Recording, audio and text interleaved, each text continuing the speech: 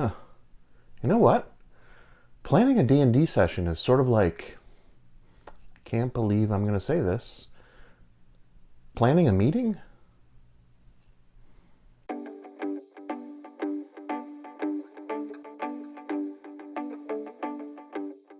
Welcome to Geek Philosophy, where we explore our love of geeky wisdom. We release new videos weekly, so please consider subscribing and turning on the notifications so you won't miss out on any of this content. My name's Brian, and I appreciate you joining me as I contemplate my own geek philosophy about structuring a D&D session.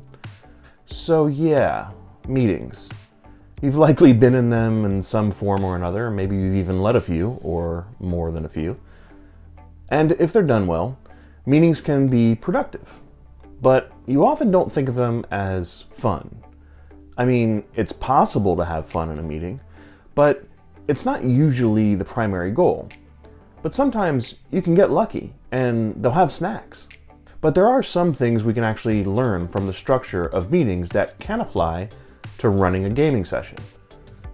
One of the things that you never really hear too much about is the actual gaming session day. Like, how do you start? What's the process, the flow from beginning to end? And this may be apparent if you've played before, but it's different from DM to DM. So what do you do if you're brand new and you're starting out and you're not really sure how to manage the flow of the game? I mean, I want players to have fun each session, but I also want to keep things organized and help ensure that everyone is engaged and we spend time efficiently and maximize fun and effective storytelling. Taking too much time doing one thing when that time would be better spent on something else can make for a bad experience. That's in meetings or gaming sessions. So that's where leveraging a meeting format can actually be beneficial. Effective meetings usually have an agenda, and at its basic level, that agenda usually has a time frame, an activity, and identifies who's responsible for that activity.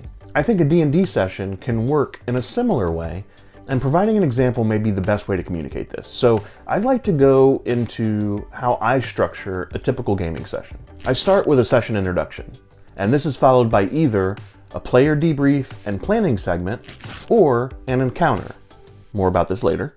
And encounters are always followed by an encounter response. Then there's a short break, and then encounters and responses are kind of repeated as needed until we finish the game. And that's the conclusion, the final segment. So let's dive in deeper to each one of these, and I'll provide an overview of what each segment is, then I'll show how I put them all together into the structure of my gaming session. As the DM, I'm responsible for the session intro. I like to cover the basics of who, what, when, where, why, and how. This means I have to explain who is present and what is currently happening. This is me setting the stage by explaining what's happening to the players and anyone else who is around the players, or anything else around the players. I also need to review when it's all happening. The when could be a bunch of different things. It could mean the year, it could mean the season, it could mean the time of day, whatever is important to the players. It could also just mean that this is happening after some event. So anything that you think is important to them before starting. I provide the location to either introduce or remind where everything is going on and why they're doing what they're doing and how they got into the situation. So the description of who, what, when, where, why, and how can follow any format you'd like. They just need to be included in the introduction to ensure that everyone is on the same page. Again, this segment always happens first, and it shouldn't take more than about 2 to 5 minutes or so. The player debrief and planning segment is something I do in each session, but when it happens may vary, and that depends on the type of session that I'm running. Sometimes this segment happens immediately after the intro, and other times it happens during the first encounter response. I'll explain a little bit more about this in the scheduling section. But what is a player debrief and planning anyway? In short, it's an opportunity for the players to discuss their thoughts on what's happening and their plans for what they're about to do. You want to understand what they're going to do next. As the DM, it's my job to prompt and facilitate this discussion, but it's the player's responsibility to actually discuss and to come up with a conclusion. This can be done in character or out of character, Depends on the preferences of your group and your playstyle. But the takeaway is that the players should know what they are planning to do, and the DM should understand the plan before moving forward. The first encounter is where the things really start to pick up. This could be a combat encounter, a social encounter, exploration, or some type of skill challenge even. As long as it's an active encounter, it needs to have a reserved spot in the structure of the session. Who's responsible? Everyone. Everybody at the table. As the DM, I should be prepared ahead of time with the encounter, or prepped enough to run one on the fly if needed. But it's also the player's job to be actively engaged in the encounter until it comes to a resolution. Okay, most experienced DMs and players understand what an encounter is. It's sort of the backbone of D&D. But the encounter response is a practice I put into place for my own campaigns. Other DMs may do something very similar. I mean, it's not rocket carpentry. But let me give you a quick overview of how I handle this. In short, as the DM, it's my job to prompt some type of response from the players regarding the following questions. What is the emotional reaction of the heroes? What do the heroes think of the encounter and plan to do next now that it's done? And what's the final choice of the heroes? They may have been discussing a lot of things, but what's the final decision? I try not to make this as straightforward as just asking all three questions verbatim, and I prompt discussion between the players whenever possible. But sometimes, even calling for an ability check may be useful to help the PCs realize something. Depending on the circumstances, history, arcana, religion, and even insight checks can be very useful during the encounter responses to kind of provide a small bit of information to prompt player discussion. And it may bring you closer to answering all of those questions. And it will happen organically through discussion. By the way, if NPC antagonists were also involved, and they are still alive and around, then as a DM, I need to answer those questions from their point of view. Everybody will need a break, so I plan for it ahead of time. I try to let the group know an approximate time that a break may happen, but that's never really going to happen at that exact time, so I also let them know that it may be adjusted depending on the game. The one thing that should stay pretty much consistent is the duration. I try to keep my players to 10 to 15 minutes maximum, but you do what you need to do for your game. By the way, I have a free digital download of a campaign planning guide. It breaks down the encounter response methodology a little further, and it shows how all of this fits in with the overall plan for a campaign. If you're interested, head over to the Geek Philosophy site and download your own free copy. Okay, back from our short break and on to the next encounter. The following encounter should flow pretty much from the previous response. It helps keep a logical flow, and it makes it more likely that the game and the story is progressing in a way that makes sense to everybody. Quick note, some of you may be thinking, isn't there other stuff going on in D&D besides just encounters and encounter responses? Yeah, there is. You're right. There can be skill checks, discussion between characters, interactions with shopkeepers, and a bunch of other stuff that doesn't really fit into an encounter or encounter response. I call this type of activity transition scenes. They are an important part of the game, but at the end of the day, these transition scenes are the story elements that fill in the spaces between encounters.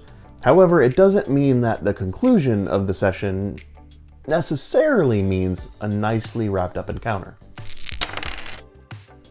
Okay, for my games, there are two options for the session conclusion: cliffhanger or the final encounter response. First, the cliffhanger. You could stop the game right before calling for initiative, or right as a social encounter or a skill challenge is really about to start. This leaves a great opportunity for a James Bond opening for the next session.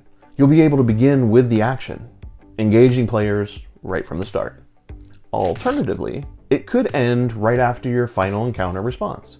You get to a point where you think this is a good ending, they've had a chance to reflect, this lets the players plan their next steps, and you know how to prepare for your next session.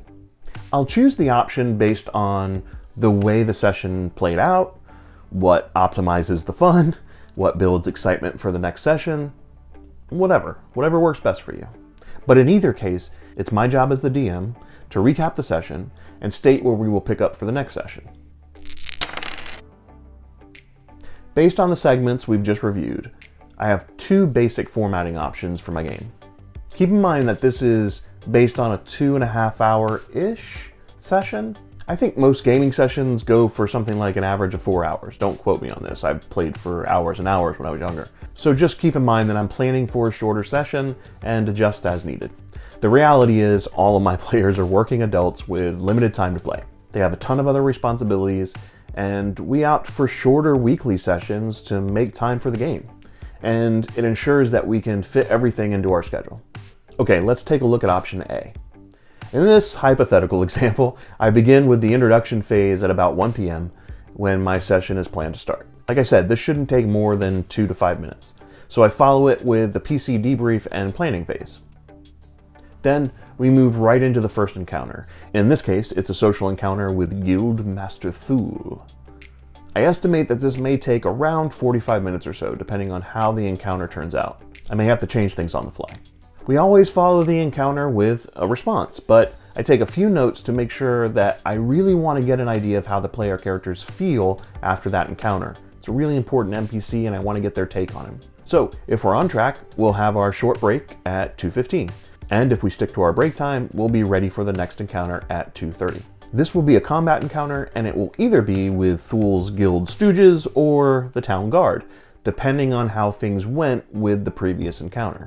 We followed the encounter with a response, and I'll conclude making sure I have a good handle on where the PCs are going from here. Option B is our famous James Bond opening. This is the structure when we start with the action. This is most often used when the previous session ended with a cliffhanger, but there are some creative ways to use this even with your first session of a campaign. The major change here from the previous option is the omission of the PC planning at the start and jumping right into the first encounter.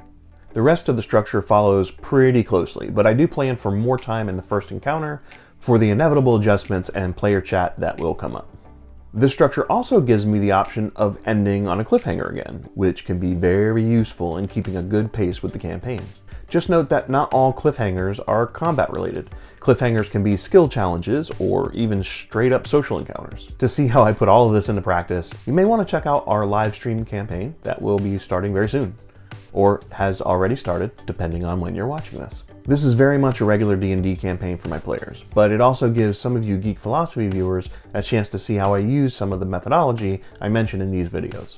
I'll also have related behind the screens video for each episode of the live stream campaign, where I get into a little bit more about how I planned for it and where I had to adapt things on the fly and all kinds of things that may have gone wrong. Thanks again for joining me as I contemplate how to structure a D&D session. In the spirit of structure, I'd like to leave you with a little geek philosophy from Lieutenant Commander Data. I am attempting to fill a silent moment with non-relevant conversation.